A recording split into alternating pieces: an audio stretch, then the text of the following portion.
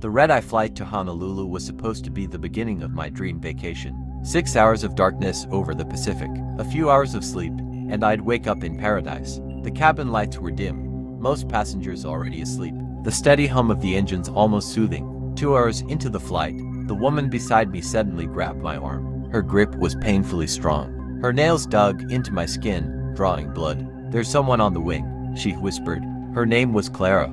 We had exchanged small talk earlier, and she was a nervous flyer. Afraid of turbulence, afraid of flying at night. I forced a laugh, trying to calm her. "That's just a fear thing," I said, like an old Twilight Zone episode. "You're fine." "No," she hissed. Her eyes never left the window. "Not on top of the wing. Under it. It's pulling at the metal." I looked outside. The wingtip light blinked steadily, illuminating nothing but darkness and the endless black ocean below. There was nothing there.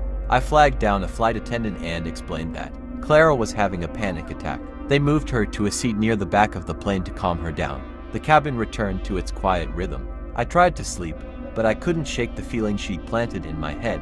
Every few minutes, I heard a sound. My brain drifted to the sound the woman complained about. Curiosity and unease finally pushed me out of my seat. Near the rear galley, I found a flight attendant named Marcus standing rigidly by the lavatory door. His face was pale. "She locked herself inside," he said quietly. "She's been screaming about the air thinning." I knocked gently. "Clara, it's me. You're safe. We're over the ocean." Her voice came through the door, muffled and shaking. "It's not on the wing anymore. It found the air intake. It's inside the ventilation. Can't you smell the copper?"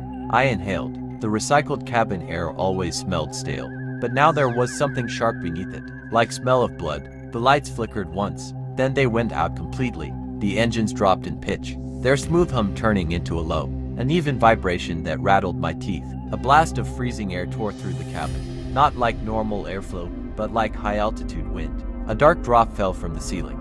It landed on a sleeping man's scalp. He sighed in his sleep as the liquid began to smoke, eating into his skin. The smell was unbearable.